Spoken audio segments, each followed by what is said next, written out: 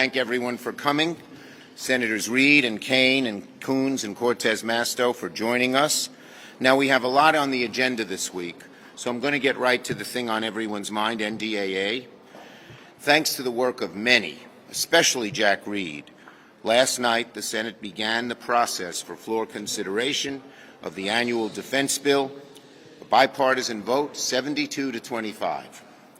Over the weekend, nearly all the committees across the Senate worked round the clock on a substitute. I must have been on the phone with 25 members on the weekend with a manager's package that has 51 amendments, 21 from Republicans, 21 from Democrats, 9 bipartisan. This morning, we locked in an agreement to begin consideration of amendments on the floor, and we'll begin voting this afternoon, continuing an open, constructive process. I hope and expect there will be more votes tomorrow and next week. For more than 6 decades, we have worked in good faith to pass the NDAA. It's a prime example of how the Senate can work constructively to provide for our nation's defense, take care of our service members and DoD civilians, and make investments necessary to innovate and build up our military and intelligence capabilities. If both sides keep working together, I hope we can pass the defense authorization bill before we leave for the August state work period. And as we have every reason in the world to finish it quickly, there's a lot that both sides can celebrate in the NDA's provisions. And I'm going to point out a few that may not have gotten the attention but should, because they're important. On China, we make much-needed progress on outcompeting the Chinese government. As you know, we're putting together a total bipartisan China package, but the beginnings of it are already in this bill, showing you the seriousness and success we're having.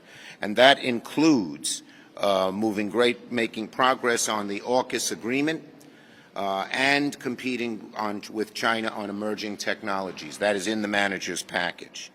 It includes dedicated efforts on outcompeting China in quantum computing, increasing U.S. leadership in advanced nuclear technology, and reinforcing alliances and agreements in the Pacific, like COFA, the Compact of Free Association, and by authorizing the full budget request for the Pacific Deterrence Initiative. One of the things that is so important is fighting fentanyl. And the two committee members, Senators Scott and Brown, had put together the Fend Off Fentanyl Act, which is really tough stuff against fentanyl. I worked hard with Tim Scott, and he reached out to the House side because of the blue slip issue, and that is now in the manager's package. It's a huge win in the battle against opioids, one of the most important issues we face. As you all know, more people have died of fentanyl than others. It allows sanctions against China and Mexico, declares a national emergency on fentanyl and fentanyl coming into the country, which gives the president broader powers that he needs to fight this, and deals with precursor chemicals that both China and Mexico, well, China produces the chemicals, Mexico processes them. Tough sanctions on both of these countries if they continue to send fentanyl to us. And on AI, we've taken some important steps on it in this bill. The amendment I offered worked with Senator Rounds, Young, and Heinrich, directs DoD to research critical issues like explainability, increase data sharing within DoD, increase reporting on AI's use in the financial industry, and creates a bug bounty program. And another bill, we're not talking as much about this, but we're making great progress on, is the appropriations bill, where Senators Murray and Collins have gotten together, and we're on the path to producing all of these bills out of committee, bipartisan. And this is a point I want to make. These are two of the most important things we can do, funding defense and funding the government through the appropriations process. The contrast between the House and Senate is glaring. In the House, there's all kinds of partisan divisions. There's no votes by Democrats and Republicans. And there's all kinds of MAGA amendments that just get in the way of getting anything done. Compare that to the Senate, where bipartisanship is working well and smoothly. The contrast is glaring, and we hope that the House takes a lesson from the Senate and works in a productive way so we can pass these important bills. Senator Reid. Oh, Senator Cortez Masto has to go to an appointment, so Jack has graciously conceded to let her go.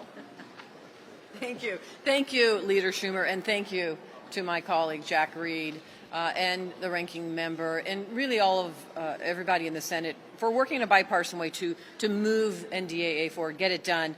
I'm here to talk about the Fend Off Fentanyl Act. So pleased to be in the Banking Committee and see this move in a bipartisan way out of the committee, and now it is part of the NDAA. As we all know, and I hear in my community all the time, fentanyl is a danger. It's a danger to our families. It's a danger to communities. It's a danger to first responders. I've been hearing about this horrific impact of this crisis in Nevada, and I've seen and heard about it in every corner.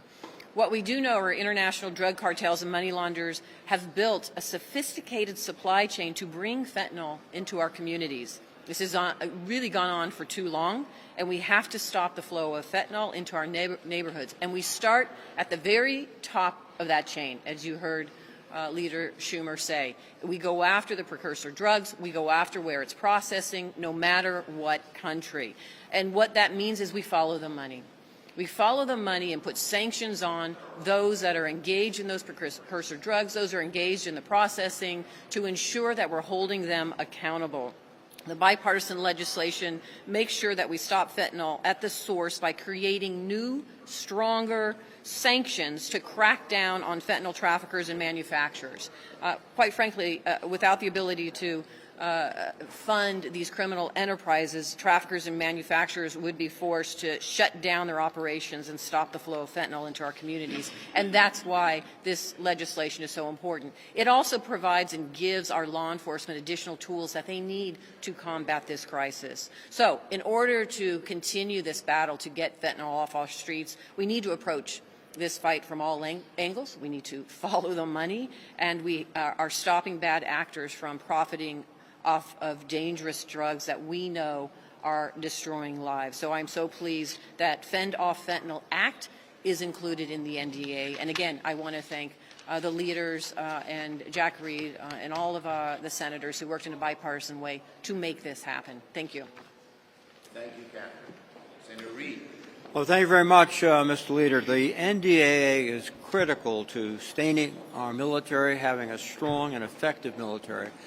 The Senate Armed Services Committee voted the bill out 24-1. It is a bipartisan piece of legislation from its initiation through last evening, where there was an overwhelming bipartisan vote to move forward, and we want to maintain that bipartisan effort throughout. The Senate bill authorizes $876.8 billion. That's in keeping with the debt ceiling agreement. It advances significantly U.S. capabilities and accelerates modernization.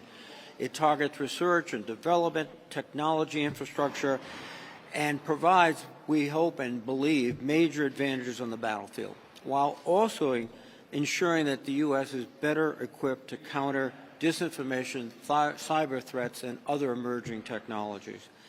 It addresses the long-term challenges of China, Russia, and other threats to the national security of the United States. It also includes an historic 5.2% increase in pay for the troops who serve us each day and who themselves and their families are really the great patriots of this nation and have to be recognized as such. It provides additional tools for the health and welfare of families, and we are also giving the military resources to boost their recruiting efforts. Now we're into the process of floor consideration, which will require thoughtful deliberation and negotiation, and Senator Schumer has established a process where both sides will be offering amendments. We'll start this afternoon. In fact, we've already incorporated hundreds of amendments, beginning with the committee markup all the way through the manager's package we submitted yesterday. We will take tough votes. That's our job. But we need to focus on substance and our warfighters, not partisan cultural wars. Our troops, our allies, our adversaries, the young men and women who serve, they're watching. So I hope this process sends a very strong message and upholds our core values. The Senate will work, and I'm confident will succeed in a bipartisan manner for a piece of legislation that will protect the nation and recognize the sacrifice of our forces. Thank you. Thank you. Senator Kane.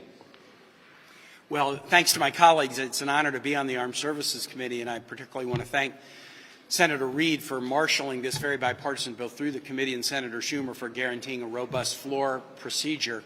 I echo what colleagues have said. I'm the chairman of the Sea Power Subcommittee. This bill is very strong in shipbuilding, ship repair, because our Navy increasingly in the Indo-Pacific is the go-to force, and this is a very strong bill for Navy assets. What was said about fentanyl and other priorities is important, but let me just talk about one additional area that's really important, that's a little more about my Foreign Relations Committee jurisdiction than my Armed Services jurisdiction. America's strength is very, very much tied up with the strength of our allies. Our adversaries don't have the network of allies that the United States has. And two aspects of the bill that I think are really exciting have come through the Foreign Relations Committee. One is making an advance on the historic AUKUS framework announced by President Biden in September of 2021. The U.S., Australia, and the U.K.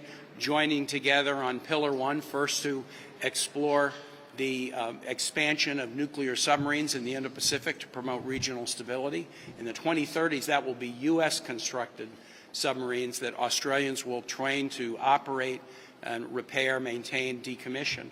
But by the 2040s, we will help Australia develop their capacity to build their own nuclear submarines. And the second pillar, Pillar 2, is other technologies, hypersonics, artificial intelligence, cybersecurity, and trying to have an integrated defense presence with these three allies, already part of the Five Eyes nations, will be good for the United States, good for the region, good for the world. And second, in a few moments, we'll vote and send a powerful message about congressional support for NATO. NATO has demonstrated its mettle. To those who questioned the viability of NATO, all you have to do is look and see what President Biden has been able to do to cause NATO nations to link arms and defend a sovereign Ukraine against an illegal invasion by a human rights abusing dictator. That is happening because of NATO, and NATO is growing with the accession of Finland and Sweden. But a question has been open for some time about whether a president could unilaterally withdraw from NATO, and that makes our NATO allies nervous. The bill we'll vote on after 3 o'clock is a bill that will specify that no president of any party at any time can withdraw from NATO without congressional action. It will be seen by our NATO allies as a strong validation that Congress stands with and appreciates what NATO has been doing. America is strong on its own, but we're much stronger with allies, and our networks of allies are frankly, the asset that our adversaries wish they have and they don't. This bill will go a long way to strengthening our alliances, and that way I'm really excited about it. Senator Coons. Thank you, Leader Schumer, and thank you, Chairman Reid. Leader Schumer really took the initiative in the last Congress to craft and to lead and to get to President Biden's desk the CHIPS and Science Act, which is resulting in $50 billion of new investment in bringing back to American shores the advanced manufacturing of semiconductor chips. This was a critical step forward, both to strengthening our own economy, our national security, and bringing our country together because it was a robust bipartisan bill. And there was a lot of other legislative work done in the last Congress in the CHIPS and Science process that is now going to be brought forward and incorporated through amendments into this National Defense Authorization Act. Thank you, Chairman Reid, for always looking after our troops and for delivering the support they deserve, the resources they need, and the technology that is critical in this moment. There are a lot of critical amendments in this NDAA process, bipartisan amendments, that are going to move us forward in our competition with China, both economically and for our national security. And I'll close by saying, just to amplify what my friend and colleague Senator Kane said, at Vilnius at the NATO summit, we saw the importance of a strong, capable, and engaged president who has pulled NATO together in the face of Russia's brutal invasion and occupation of eastern Ukraine. NATO has never been stronger. But to sustain the strength of NATO, those alliances that are the foundation of our security, we need to continue to invest in our capabilities, in the capabilities of our partners and allies, and to extend comparable investments to countries in the Indo-Pacific that seek to be strong, sovereign, and independent in the face of coercion. This bipartisan process is in sharp contrast to what is happening at the other end of the Capitol, both in the appropriations process and in the NDAA process. It is my only hope that after the Senate shows the capacity to take up many amendments, debate them, discuss them, incorporate them into a bill, and send it to the House, that the House will recognize this is the right path forward to strengthen America's security. Thank you. Thank you, my great colleagues. We'll take the way back there. Would you keep the Senate in session in August in order to confirm these nominees that Senator Tuberville is holding up? Look, the bottom line is on 2 points. First, in terms of Tuberville, both McConnell and Thune have disagreed strongly with what Tuberville is doing. It is their responsibility to get him to stop this policy, which is reckless and hurts our national security. In terms of staying, look, we're going to, our first job is to pass NDAA, and then we'll see what happens, goes from there. Yes? Mr. Leader, thank you. Really quickly, I just want to get your thoughts. If the former president, do you think the former president should be indicted on charges connected to January 6th? And if he is, are you concerned about security here? Look, first, no person is above the law, including Donald Trump. We should let the process play out without political or ideological interference. Yes? Thank you, Leader Schumer.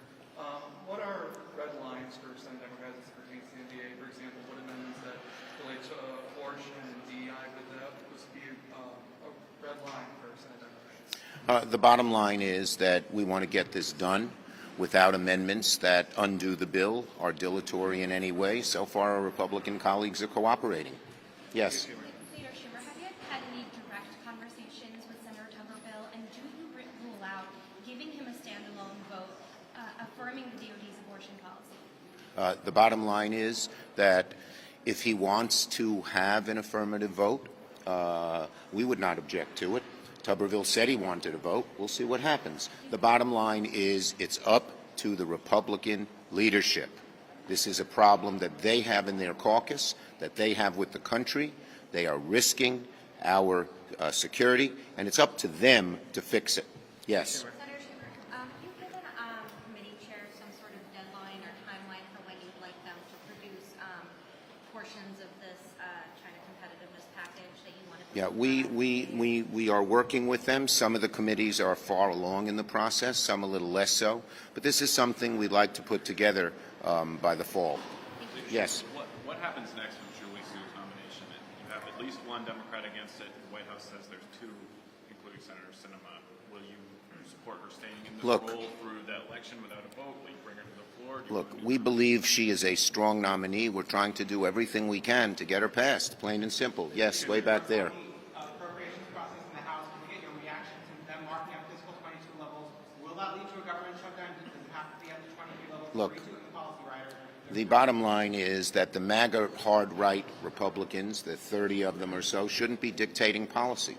And as we learned with debt ceiling, if they dictate policy, America's in big trouble. It's up to the Republican caucus in the House to resist that. Yes. Go ahead. You attended President Herzog's speech today, but 10 House Democrats boycotted that speech, and over the weekend, one of your House Democratic colleagues said that Israel is a racist state. Your response to those comments and the boycott? Look, the bottom line is I fully and strongly support a strong Israel-America relationship. I'm even wearing my Israel colors suit today. But I've expressed my disagreements directly to Prime Minister Netanyahu. Last one. Can you talk about your amendment on the UAPs and whether Americans will be able to be guaranteed access to these documents? Yes. Look, sunlight is the best disinfectant. And there are lots of theories floating around about what has happened with UAPs. We have provided a process, Senator Rounds, myself, Senator Rubio, Senator Heinrich, there are two more, Senator Young, and there's another Democrat. No, is it Gillibrand? Heinrich I named. Well, we'll get you this. Gillibrand, yes. And we think that given proper going through the process, so no classified information is revealed. It'll be very helpful for the American people to see exactly what's there, because otherwise there are all sorts of rumors flying around. Thank you, everybody.